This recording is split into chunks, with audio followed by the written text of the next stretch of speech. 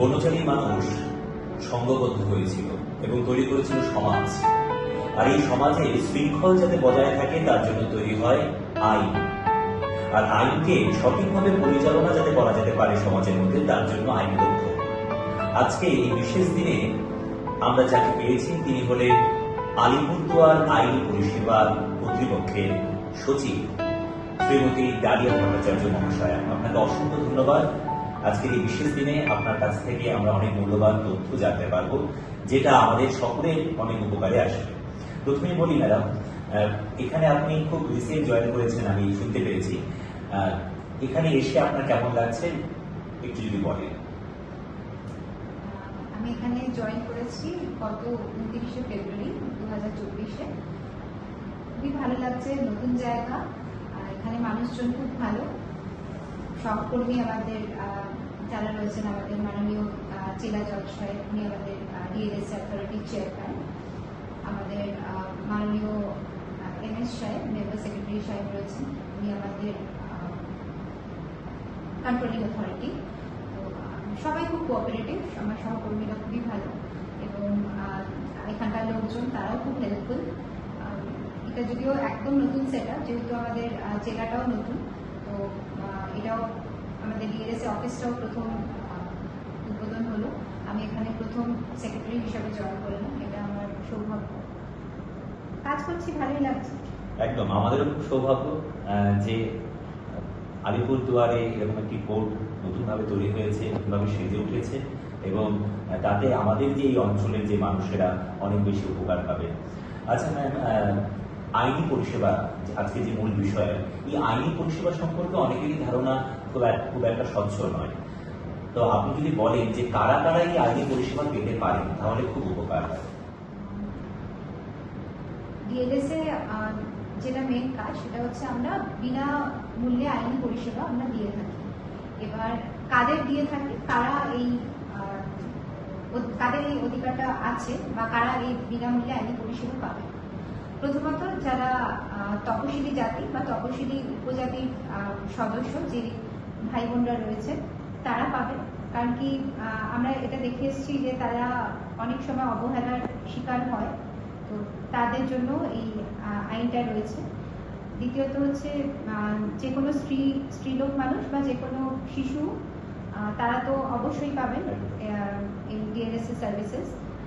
যেমন হচ্ছে ধরুন, কিছু সময় আমরা দেখে আসছি যে বধূ নির্যাতন হচ্ছে বা শিশু শ্রমিক হচ্ছে বা শিশু পাচারের যেসব কাজগুলো রয়েছে, সেগুলোকে আমরা মেনলি এমফাসাইজ করি, সেগুলো আমরা সচেতনতা আমরা দিয়ে থাকি, যাতে কিনা এই রকমের ক্রাইমগুলো যেগুলো সোসাইটিতে হচ্ছে, যাতে এই ক্রাইমগুলো না হয়। আর কারা পাবে? যারা মানসিক দিক থেকে অসুস্থ বা অন্যভাবে বিকলাঙ্গ ব্যক্তি, যারা যে আমরা বলি আনসাউন্ড মাইন্ড, তারা পাবে। যে কোনো জাতিগত হিংসা বা দাঙ্গা বা জাতপাত ঘটিত বর্বরতা, বন্যা, খরা, ভূমিকম্প অথবা শিল্পক্ষেত্রে বিপর্যয়ের শিকার, যেমন ধরুন কোথাও খরা হয়েছে, যেখানে যদি রিলিফ ফান্ডের জন্য কোনো প্রয়োজনীয়তা থাকে, তো বা সেই জায়গায় এরিয়ারা যারা রিলিফ তাদের প্রয়োজন, যারা সত্যিকারের নিজেদের জন্য কিছু স্ট্যান্ড নিতে পারছে না, তো সেখানে ডিএলএস এ অফিস রয়েছে তার জন্য। কোনো শিল্প শ্রমিক যাদের আমরা আর্টিসানস বলি, তারা, জুভিনাইল হোম, মানসিক হাসপাতাল, মানসিক নার্সিং হোম সমেত কোনো লোক হেফাজতে আছেন এমন ব্যক্তিরা, যারা জেলে ইমপ্রিজেন্ট রয়েছেন, যারা আন্ডার ট্রায়াল প্রিজনার্স রয়েছেন, মানে যারা ধরুন এমনও হয় অনেক সময় বেল নিতে পারছে না, তো সেখানেও কিন্তু ডিএলএস সার্ভিসেস রয়েছে। আমাদের এখনো যেহেতু এটা নতুন ডিএলএস এ, এখনো পর্যন্ত আমাদের এলএডিসিএস স্কিম এখনো স্টার্ট হয়নি, অন্য অনেক জেলায় হয়েছে। এখানে এখনো পর্যন্ত আমাদের স্ট্যান্ডিং যারা রিমান্ড কাউন্সিলস রয়েছে, ডিএলএস এর অ্যাপয়েন্টেড থাকে, তো তারা সেখানে গিয়ে প্রথম দিনেই যাতে কোনো যারা আসামি যারা রয়েছেন, যাতে কেউ আনরিপ্রেজেন্টেড না থাকে, সেটার জন্য আমাদের কিন্তু লয়ার দেওয়া রয়েছে।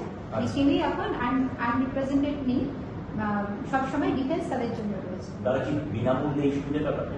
হ্যাঁ, তারা যদি নিজেদের লয়ার অ্যাপয়েন্ট না করতে পারে, তো তখন আমরা তাদেরকে বিনামূল্যে এই আইনি পরিষেবাটা আমরা দিয়ে থাকি। তাদের জন্য বিনামূল্যে লয়ার অ্যাপয়েন্টেড। তার জন্য মানে তাদের কি করতে হবে? তাদেরকে বিশেষভাবে কিছু না, এটা কোর্টেই জিজ্ঞাসা করা হয় যে প্রথমেই যখন কোর্টে এলো, যখনই কেউ যদি আনরিপ্রেজেন্টেড থাকে, তারা যদি নিজেদের লয়ারকে না অ্যাপয়েন্ট করতে পারে, তো তখন জজ সাহেব যিনি আছেন, সেই প্রিসাইডিং কোর্টের যিনি অফিসার আছেন, তিনি জিজ্ঞাসা করবেন যে আপনার কেউ লয়ার আছে কিনা অ্যাপয়েন্টেড। যেই লয়ার না থাকবে, সঙ্গে সঙ্গে টিএলএস এর প্যানেল লয়ার্সরা থাকেন, মানে ওরা মানে তারা জেলের যারা জেল ভিজিটিং লয়ার বা রিটেনার লয়ার কেউ না কেউ ওখানে প্রেজেন্ট থাকে, তারা হচ্ছে সেই পার্টিকুলার কোর্টের জন্য রয়েছে, ডিমান্ড লয়ার্স বলি আমরা তাদের, তারা গিয়ে সেখানে সেই কাজটি করে দেয়, তাদেরকে ডিফেন্স করে তাদের বেলের জন্য যে অ্যাপ্লিকেশনটা করে সেটা তারা করে। তার মানে আমরা জানতেই পারছি, আমরা বুঝতেই পারলাম যে বিনামূল্যে সরকারি সুবিধাগুলো পাওয়া যায়, আইনি সুবিধাগুলো পাওয়া যায়। ম্যাম অত্যন্ত সুন্দর করে আপনি বোঝালেন যে বাল্য বিবাহ বিভিন্ন জায়গায় হয়, শুধুমাত্র যে গ্রামগঞ্জেই হচ্ছে সেটা নয়, শহর অঞ্চলেও হয়। এই বাল্য বিবাহ কারণটা কি হতে পারে? বাল্য বিবাহ সমাজে সত্যি একটা বড় কার্স বলা যায়। তো বাল্য বিবাহ মেন যেটা আমি বলবো যে রিজনটা, সেটা হচ্ছে কুসংস্কার। যেহেতু আজকে অনেকের কাছেই মহিলারা বোঝা, বা এটা এখনো যদিও আমরা পেট্রিয়ার্কিয়াল সোসাইটি বলি না, কিন্তু তাও এখনো গ্রামে গঞ্জে রয়েছে পেট্রিয়ার্কিয়াল সোসাইটি, যেখানে কিনা মেল ডমিনেটেড সোসাইটি যেটা বলা হয়। তো সেখানে কিন্তু মহিলাদের এখনো পর্যন্ত মনে হয় যে যত তাড়াতাড়ি বিয়ে দিয়ে দেওয়া যায়, যত তাড়াতাড়ি আর কি মাথা থেকে বোঝাটা যাতে নামানো যায়। তো সেইভাবেই কিন্তু মেবি ম্যাক্সিমাম জায়গায় আমরা দেখি যে পরে ভালো পাত্র পাবো না, এটাও দেখেছি। অনেকে বলেন যে এখন ভালো পাত্র পেয়েছি, পরে যদি না পাই, সেই মানে লটারি পাওয়ার মতো আর কি। তো সেরকম মতো করে অনেক জায়গায় দেখছি যে এই কুসংস্কারের একটা এখানে কিন্তু মানুষের একটা প্রবণতা আছে এটাকে বিলিভ করে নেওয়া, যে এর পরে হয়তো আর বেটার কোনো অপশনস আমরা পাবো না। তো সেই ভেবে অনেকে কিন্তু এগিয়ে যায় এই জিনিসটা। মেয়েদের বিয়ে দিতে পারলে বেঁচে যাওয়া একটা ব্যাপার, মানে পড়াশোনা হোক না হোক সেই। আর আরেকটা যে ব্যাপার আছে যেটা হচ্ছে দারিদ্রতা। অনেক জায়গায় রয়েছে যে মহিলা সন্তানকে ক্যারি করার বা তার চেয়ে গ্রোথ করার, হ্যাঁ, তার সেই যে প্রবণতাটা কম দেখছি। যেহেতু আমরা আউটস্কার্টসে কাজ করছি, এগুলো আমরা দেখতে পাচ্ছি যে অনেকটাই কম মেয়েদের শিক্ষা দেওয়া হচ্ছে না, হ্যাঁ, মানে স্কুলে পাঠানো হচ্ছে না। তো এইগুলো যদি আমরা কার্ভ আউট করতে পারি, এই জায়গায় যদি মানুষকে আমরা রিচ করতে পারি, আমরা এর জন্য যেরকম প্রচুর ক্যাম্পস করছি, যাতে আইনি সচেতনতা শিবির যেটাকে বলে, আমরা প্রচুর শিবির করছি, গ্রামে গঞ্জে পৌঁছে যাচ্ছি সব জায়গায়, যাতে পিএনবিরা আমাদের খুব অ্যাক্টিভ, তারাও গিয়ে কাজ করছেন, তারাও প্রত্যেকটা গ্রামে গঞ্জে প্রত্যেকটা জিপি অফিসে বলুন, বা ছোট ছোট বাচ্চাদের স্কুলে, বড়দের স্কুলে, ইউনিভার্সিটিসে। আমি নিজে পার্সোনালি যত আমাদের হোমস আছে, খুব কমই আছে, তবে যে কটা আছে প্রত্যেক কটাতেই আমি নিজে পার্সোনালি ইন্সপেকশন করি, সব জায়গায় গিয়ে আমি সচেতনতা শিবির করছি, যাতে কিনা লোকে সচেতন হয়। শিক্ষাটা হচ্ছে মেন জিনিস, মানে শিক্ষা ছাড়া তো কোনো কিছুই সলিউশন হয় না। শিক্ষা হচ্ছে জাতির মেরুদণ্ড, এবং শিক্ষা ছাড়া সত্যি কিছু হয় না। এবং আপনি এত সুন্দর করে বললেন। আচ্ছা ম্যাম, এই যে আপনি যে শিবিরটা করছেন, সমাজের সকল স্তরের মানুষদের নিয়ে তো করছেন। আচ্ছা, তার ফলে কিন্তু আমাদের যে এই যে ডুয়ার্স পুরো অঞ্চলটা আছে, সেখানে কিন্তু আইনি সচেতনতা খুব সুন্দর করে পৌঁছে যাচ্ছে, আরো পৌঁছে যাবে, এবং তার প্রয়াস সবসময় চলছে। ম্যামের কাছ থেকে আমরা অত্যন্ত দুটো টপিক নিয়ে আমরা আলোচনা করলাম। এবারে যে টপিকটা আমি শুনতে চাইবো, কিংবা আমার যারা দর্শক শ্রোতা বন্ধুরা আছেন জানতে চাইবেন, এই টপিকটা বলতে আমার খারাপ লাগে। আসলে অনেক সময় দেখি যে শিশুদের উপরে নির্যাতন, সেটা মানসিক হোক কিংবা শারীরিক হোক, এই শিশু নির্যাতন একটা অ্যাক্ট সম্প্রতি বেরিয়েছে, সম্ভবত 2012 পক্সো অ্যাক্ট। সেই অ্যাক্টে অনেক কিছু বলা হয়েছে, কিন্তু এই অ্যাক্ট সম্পর্কে এখনো সমাজের সকল স্তরের মানুষ সচেতন নন, এমনকি শিশু নির্যাতন সম্পর্কে সচেতন নন। এই বিষয়ে যদি আপনি একটু আলোকপাত করেন। পক্সো অ্যাক্ট যেটা আমরা বলি, তো এটা হচ্ছে বাচ্চাদের উপর যদি কোনো যৌন নির্যাতন হয়, এটা তার প্রিভেনশন করার জন্য বা বাচ্চাদের সেই জায়গা থেকে রেমেডি দেওয়ার জন্য এই অ্যাক্টটা রয়েছে আমাদের। এবার পক্সো অ্যাক্টে আমরা জেনারেলি দেখি কি, শিশুদের আমরা সাধারণত দেখি হয়তো বাইরের লোকেরাই অত্যাচার করছে, আমরা সেটাই ভেবে থাকি, কিন্তু অনেক সময় ঘরেতেও সেটা বাচ্চারা এটাতে অ্যাফেক্টেড হচ্ছে, যে অত্যাচার তাদের বাড়ি থেকে অনেক সময় শুরু হয়। এবার তারা তো বলতে পারে না, একেবারে নিজেদের লোক। প্রচুর ইনস্ট্যান্সেস রয়েছে যেখানে কিনা নিজের ফ্যামিলি মেম্বার্স যারা ক্লোজ রিলেটিভস রয়েছে, হ্যাঁ, এমনকি কিছু কিছু জায়গায় এরকমও দেখেছি আমরা রিসেন্ট কিছু জাজমেন্টসে যে মানে সে বাচ্চারা মেবি অনেক রকম বড় রকমের কিছু ক্রাইম যেটা কিনা সোসাইটিতে করা উচিত নয় সেরকম জায়গাতেও বাচ্চারা এক্সপোজ হয়ে যাচ্ছে।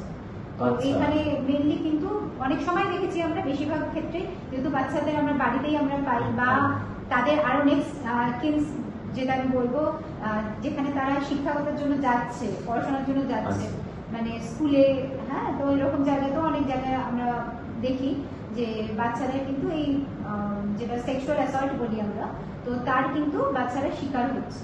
তার মানে আমরা এই কথা থেকে দুটো বিষয় আমাদের কাছে স্পষ্ট হলো যে এই যে নির্যাতন শিশুদের উপরে, সেটা শুধুমাত্র যে বাইরের লোকেরা করছে সেটাও নয়, সেটা অনেক সময় আমাদের ঘরের যারা খুব কাছের লোক, যাদেরকে আমরা অত্যন্ত বিশ্বাস করি চোখ বন্ধ করে, তারাও এটা করতে পারে। আচ্ছা, এই যে বাইরের লোকের ব্যাপারটা আলাদা, সেখানেও আমরা চুপ করে থাকি, কিন্তু ঘরের মানুষ যদি করে সেখানে তো আমরা অনেক ক্ষেত্রেই চুপ করে থাকি। সেটাকে তাহলে কিভাবে আমরা প্রতিহত করতে পারি? মানে এই পক্সো অ্যাক্টের যে সম্পর্কে যে ওয়াকিবহাল করা তাদের মা বাবাদের, তারা কিভাবে সেটা করতে পারে বা কি সুবিধাটা পেতে পারে? ওটাই হচ্ছে লিগাল লিটারেসি। আইনি যদি জ্ঞান মানুষের না থাকে তাহলে তো মানুষ এগুলোর প্রতি জানবে না, সচেতন হবে না। তো আমাদের এটাই function, being DLSA, district legal service authority, আমাদের এটাই ফাংশন যে আমরা জায়গায় জায়গায় পৌঁছে আমরা এই সচেতনতা লোককে দিচ্ছি, বা এটাই আমাদের উদ্যোগ যে যাতে সব জায়গায় সমস্ত শ্রেণীর মানুষের এই নলেজটা পায় যে সবার জন্য আইন রয়েছে। বাচ্চাদের যে এই যদি কোনো যৌন নির্যাতন হয় তার জন্য আইন রয়েছে, তার জন্য আলাদা কোর্ট রয়েছে, পক্সো কোর্ট রয়েছে। তাদের যে যদি গোপন জবানবন্দি তারা যখন দেয় সেখানেও কিন্তু তাদের আইডেন্টিটি ডিসক্লোজ হয়। অনেকেই ভাবে যে আমি যদি এই সমস্যাটা আমি জানাই তাহলে হয়তো আমাদের পরিচয়টা জেনে যাবেন সমাজের হয়তো একটা বড় ব্যাপার থাকে, তাই তো ম্যাম? হ্যাঁ, তো সেটা পরিপূর্ণভাবে গোপন রাখা হয়, মানে তার মা বাবা এবং বাচ্চারা সবার নাম, তাদের অ্যাড্রেস, সবকিছুই গোপন রাখা, পুরোটাই গোপন রাখা হচ্ছে যাতে কিনা তাদের কোনো রকম আইডেন্টিটি ডিসক্লোজ না হয়। না, তো এটাই আমাদের আইন। এই যে শিশুদের উপর যে নির্যাতন, সেটা তো শুধুমাত্র গ্রামগঞ্জে হয় এরকম না, মানে শহর গ্রাম যে কোনো জায়গায় হতে পারে, সব জায়গাতেই হতে পারে। আজকে বাড়ি মানুষের সব জায়গাতেই এক্সিস্ট করে না, শহর বলুন গ্রাম বলুন সব জায়গাতেই এটা এক্সিস্ট করে, সব জায়গাতেই এই জিনিসটা হতে পারে। ওই জন্যই আমরা বলছি যাতে মানুষের সচেতন হন এবং নিজেদের যে প্রবলেমসগুলো, যে তারা যদি এই প্রবলেমস ফেস করেন, বাচ্চারা যারা নিজেরা বলার মতো যাদের সক্ষমতা আছে তারা নিজেরা বলুন, আর তারা নিজেরা না বলতে পারলে তাদের পেরেন্টসদের, তাদের মা বাবাদের তাদের পাশে দাঁড়ানো উচিত এবং দাঁড়িয়ে তাদের জন্য তাদের ভয়েস হয়ে তাদেরকে এটা বলা উচিত। আচ্ছা ম্যাম, এই যে গুড টাচ ব্যাড টাচও একটা ব্যাপার আছে, এই ব্যাপারটা যদি মানে কোনো একটি বাচ্চা সে যৌন নির্যাতনের শিকার হচ্ছে বা তার খারাপ লাগছে, এটা তো বাচ্চাটি আগে বুঝবে না, তো এই গুড টাচ ব্যাড টাচ সম্পর্কে আপনি যদি একটু বলেন। গুড টাচ ব্যাড টাচ সম্পর্কে আমি এটাই বলবো যে এটাও তো একটা শিক্ষার বিষয়। আজকে সবই কিন্তু ঘুরে ফিরে সে শিক্ষাতেই আসছে। মানে তার মা বাবাদের এটা দেওয়া উচিত। শুধু মা বাবা না, মা বাবা তো নিশ্চয়ই দেবেন। তার সাথে আমি বলবো যে স্কুলের এটা একটা ম্যান্ডেটরি একটা কাউন্সিলিং, একটা মানে বাড়িতে বাবা মার কথা অনেক সময়তেই বাচ্চারা হয়তো শুনলো কি শুনলো না, যাতে টিচারের কথা অ্যাটলিস্ট শোনে। যত দিক থেকে বাচ্চাদের আমরা অ্যাওয়্যার করতে পারি, কারণ কি এই জিনিসটা কি আমাদের সোসাইটি থেকে কার্ভ আউট করতেই হবে। হ্যাঁ, এটা একটা এমন হিনিয়াস ক্রাইম যে এটাকে আমরা যদি স্টপ না করতে পারি আমাদের সোসাইটির কোনো অগ্রগতি হবে না, এটা আমার পার্সোনাল ওপিনিয়ন। একদম, এবং এই কারণেই আপনি প্রথম শুরুতেই বললেন যে আপনি বিভিন্ন বিদ্যালয়গুলো কিংবা হোমগুলোতে আপনি বারবার যাচ্ছেন এবং ক্যাম্প করছেন এই বিষয় নিয়ে, সচেতনতা শিবির। একমাত্র মনে হয় এই কারণটা একটা বড় একটা কারণ, তাই তো? অবশ্যই। এখানে হোম স্কুলেতে গিয়ে আমি দেখতে পাচ্ছি এমন কেউ যারা রয়েছে, ধরুন ওখানে ইনমেটসরা, তারা কেউ এত বছর ধরে রয়েছে, তারা ফেরত যাওয়ার কোনো জায়গা নেই। আচ্ছা। হ্যাঁ, মানে পাচার হয়ে গেছে ধরুন, হ্যাঁ, বা ধরুন তারা হয়তো কোনো ভাবে ফ্যামিলির দ্বারাই, কিন্তু এগুলো সব এই নিপীড়িত তারা পরিবারের দ্বারাই মোস্টলি হয়েছে যা দেখছি। কারণ হাজবেন্ড তাকে বিক্রি করে দিয়েছে, ঠিক আছে। তারপরে ধরুন তারা তাদের অ্যাড্রেস বলছে, কিন্তু এত বছর পুরোনো অ্যাড্রেস তারা বলছে, তারা ধরুন তাদেরকে আমরা রিইনস্টেট করতে পারছি না, কারণ কি এখন ধরুন যে অ্যাড্রেসটা বলছে সেই অ্যাড্রেসে এখন তাদের ফ্যামিলি মেম্বার্সে কেউ থাকেই না, সেটাও হয়তো তখন ভাড়া বাড়ি ছিল। তো এই নলেজগুলোই মানে মানুষকে দেওয়া, যে কেউ কোনো প্রলোভন দেখালো, কাজের প্রলোভন দেখিয়ে দিল, যে কাজের প্রলোভন দেখিয়ে দিল যে বাচ্চাকে আপনি কাজে পাঠান, হ্যাঁ আপনার সংসারের দায়িত্বতার কারণে হয়তো অনেক সময় আমরা বাচ্চাদেরকে পাঠিয়ে দিচ্ছি। তো এইগুলোকে একদম স্টপ করা উচিত। বাচ্চা বাচ্চাই হয়, একটা একদম তাদের যতদিন না মেজরিটি 18 বছর হচ্ছে, তো তার আগে যেরকম তাদের বিবাহ দেওয়া যাবে না, সেরকম তাদের পড়াশোনাও স্টপ করানো উচিত। আরেকটি প্রশ্ন আমার মনের মধ্যে আসছে, আমার মনে হয় যারা শুনছে তাদের মনের মধ্যেও এটা আছে, যে অনেক ক্ষেত্রে আমরা বাড়িতে যৌন নির্যাতনে বা বাইরে কোনো সময় এরকম ঘটে শিশুর উপরে, কিন্তু তার মা বাবারা জানার পরেও অনেক সময় বলেন যে না বলিস না তুই কাউকে, ঠিক হয়ে যাবে, সবকিছু ঠিক হয়ে যাবে। এই যে মা বাবারা বলছে যে ঠিক হয়ে যাবে, আদৌ কি ঠিক হয়? মানে এটা তো পরবর্তীতে তার এফেক্ট কিছু না কিছু হয় বড় হওয়ার পর বা এরকম কিছু। আমার তো মনে হয় নিশ্চয়ই হয়, একান্ত যদি চাইল্ড কাউন্সেলিং হয়, এই একটা বিষয় আছে, যদি চাইল্ড কাউন্সেলিং করানো হয় হয়তো সেটা কিছুটা প্রবলেমের সলিউশন হতে পারে। কিন্তু মানুষের যে একটা চরম দুঃখ বাবা, সেটা তো মিটে যায় না, সেটা থেকেই যায়, মনের মধ্যে দাগটা থেকেই যায় মেবি। তো আমার তো মনে হয় এখানে সবসময় বাচ্চাদের সচেতন হওয়া বা বাচ্চাদের পরিবারের সচেতন হওয়া উচিত, যে এরকম একটা ঘটনা ঘটছে, আগে এটাকে এগিয়ে এসে বলা উচিত। না বলতে পারলে আমার মনে হয় যে প্রবলেমের সলিউশন হবে না। একদম, আপনার বাচ্চার ভবিষ্যৎ কিন্তু আপনাদের হাতেই। তাই আমি জানি, আমরা সকলেই জানি যে আপনারা প্রত্যেকে আপনাদের বাচ্চাকে অত্যন্ত ভালোবাসেন, সন্তানকে অত্যন্ত ভালোবাসেন, কিন্তু সন্তানের ভবিষ্যৎ যেন আরো সুন্দর হয় তার জন্য কিন্তু আপনাদের অবশ্যই খেয়াল রাখতে হবে।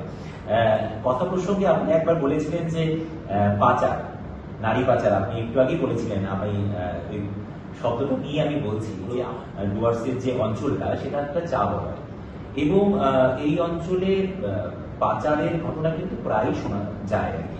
শুধু আমি একটু ভুল, আমি ঠিক করে নিচ্ছি যে শুধু যে এই অঞ্চল সেটা নয়, আমরা প্রায় সর্বত্র শুনি যে নারী পাচারের ঘটনা। এই যে নারী পাচার যে হচ্ছে, সেটার কারণটা কি বা কিভাবে সেটাকে আটকানো যেতে পারে? নারী পাচার বা শিশু পাচার দুটোর একই কারণ, মোস্টলি দারিদ্র। আচ্ছা, আবার ওই একই জায়গায় এসে ফিরলাম আমরা।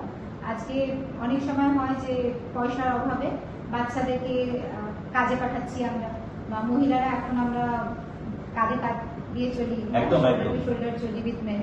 তো সেরকম মহিলারাও অনেক সময় কাজের জন্য বাইরে চলে যাচ্ছে। এবার যেরকম মাইগ্রেন্ট ওয়ার্কার্স যারা হয়, যারা কিনা বাইরে গিয়ে কাজ করে, অনেক সময় হয় আজকে শিক্ষার অভাব বলুন, বা আমাদের ওভার পপুলেটেড কান্ট্রি না, আমরা অনেক বেশি পপুলেশন আমাদের কান্ট্রি, তো সেখানে অনেক সময় হয় আধার কার্ড, ভোটার কার্ড নেই, বা ধরুন রেশন কার্ড, যে একটাই রেশন কার্ডে যে আমরা অল ওভার ইন্ডিয়া আমরা রেশন করতে পারি, এটাও লোকে সচেতন নয়। আমার তো মনে হয় যে এই ব্যাপারগুলো যদি লোকে সচেতন হয়, এই জিনিসগুলোকেও আমরা স্টপ করতে পারি। মোবাইলের তো একটা বড় ব্যাপার হতে পারে। অবশ্যই মোবাইলে তো প্রচুর স্ক্যাম হয়। মোবাইলে ধরুন কেউ কারো ছবি ভুল করে শেয়ার করে ফেললো, সেটা মর্ফ হলো মানে ফেসটাকে ধরুন কেটে নিয়ে গিয়ে অন্য কোনো একটা ছবিতে সেটাকে মর্ফিং করা বলে, ছবিটাকে অন্য ভাবে কোনো বাজে কাজে যদি ব্যবহার করা হয়, এগুলো সবই সাইবার ক্রাইমের মধ্যে পড়ছে। তারপর এখন আমরা জানি এই ওটিপি ইউজ করা হচ্ছে, আধার কার্ডের ফিঙ্গারপ্রিন্ট নিয়ে নিচ্ছে, আই প্রিন্ট নিয়ে নিচ্ছে, প্রচুর টাকা অনেকে নষ্ট হচ্ছে এইভাবে, পয়সা ভর্তি স্ক্যাম হয়। এখন মোবাইল জিনিসটা মানে সাইবার ক্রাইম জিনিসটা প্রচন্ডই ইনভোগ, মানে এখন ক্রাইমটা একটু যেরকম সবকিছুর এনহ্যান্সমেন্ট হয়েছে, মডার্নাইজেশন হয়েছে, ক্রাইমটাও মডার্ন হয়ে গেছে, এখন সাইবার ক্রাইম জিনিসটা খুবই। আমি একটা রিসেন্ট ঘটনা বলছি, আমার এক দিদি, তার মোবাইলে একটা ওটিপি আসে, সেটা তিনি দিয়ে দেন অন্য একজনকে, এবং তার অ্যাকাউন্ট থেকে টাকা চলে যায়। তো এটা অনেকেই কিন্তু সচেতন নন, আপনি এই বিষয়ে যদি একটু বলে দেন। আজকে যে কেউ ওটিপি শেয়ার করতে বলে, কোনো ব্যাংকিং অ্যাপ তো আমাদের ওটিপি শেয়ার করতে বলে না, তো যদি একেবারে নেট ব্যাংকিং, এটা বুঝে নিতে হবে। এখন ক্রাইম এতটাই মডার্ন, সত্যি বলতে আজকে আপনাদের ফ্যামিলি মেম্বার্সদের কেউ বলারকে নকল করেও ফোন করতে পারে। আচ্ছা, হ্যাঁ, তারপরে ধরুন তার ছবি, আমরা রিসেন্টলি ইউটিউবে হয়তো আপনারা সচেতন এই ব্যাপারে, যে সচিন তেন্ডুলকারের ভিডিও দেখাচ্ছে, অথচ বলছে সচিন তেন্ডুলকার ওই ভিডিওটা তো উনি ছিলেনই না। ঠিক আছে, এরকম লেভেলের এতটাই হাই টেকনোলজি হয়ে গেছে। তো তো সেই ক্ষেত্রে আমি বলবো যে মানুষের সচেতন হওয়া উচিত। কেউ ওটিপি চাইলেই হুট করে দিয়ে দিচ্ছি তা নয়। পার্টিকুলার অ্যাপস যেগুলো আমাদের নেট ব্যাঙ্কিং করছি তখন আমাদের খুব সচেতন থাকা উচিত। যে প্রোফাইল পাসওয়ার্ড বা মোবাইলের যে লগ ইন করার যে আইডি পাসওয়ার্ড, এগুলো আমরা কারোর সাথে শেয়ার করবো না। ফোনে কেউ বললে আমরা সেটাকে বিশ্বাস করবো না। আবার আমরা ক্ল্যারিফাই করে নেবো, আমরা কল ব্যাক করবো। আর যদি কেউ বলে, আমার পরিবারের কেউ ফ্যামিলি মেম্বার যদি আমাকে কেউ ফোন করে বলে যে আমার অ্যাক্সিডেন্ট হয়েছে, আমাকে এক্ষুনি 5,000 টাকা পাঠাও, আমরা হয়তো পাঠিয়ে দেবো। তো সেটা এখন যে ক্রাইমের অবস্থা, আমি বলবো যে সেই তার জন্য একটা কল ব্যাক করে দিতে হবে যে তুমি ফোনটা করলে তো। হয়তো এটা শুনতে খুব খারাপ লাগছে, মোস্ট অফ দ্য টাইমস হয়তো রিয়েল ঘটনা, কিন্তু ক্রাইম যখন হচ্ছে তখন আমাদের সচেতন থাকা উচিত। Prevention is better than cure. একদম একদম। আজ মানে আমরা আজকে এই অনুষ্ঠানের মধ্যে দিয়ে একটা কথাই বারবার যে কথা শব্দটা উঠে এলো আর কি ম্যামের কথাতে, সচেতনতা সচেতনতা সচেতনতা সচেতনতা। এবং সেই সচেতনতা কিন্তু আমাদের পরিবার থেকে শুরু করে, আমরা যেখানে থাকি সেখান থেকে শুরু করে সমস্ত দেশের প্রত্যেকটি মানুষের মধ্যে হওয়া উচিত, তাই তো? এবং শিক্ষা, শিক্ষা জাতির মেরুদণ্ড। শিক্ষা এবং সচেতনতা যেখানেই থাকবে আমার মনে হয় সেখানে সমস্ত বিপদ এবং সমস্ত দুর্ঘটনা থেকে আমরা নিজেদেরকে রক্ষা করতে পারব। আমাদের যে দর্শক শ্রোতা বন্ধুরা আছে তারা আমার মনে হয় অত্যন্ত উপকৃত হবে আজকের এই মূল্যবান বক্তব্যের মাধ্যমে। অসংখ্য ধন্যবাদ আপনাকে।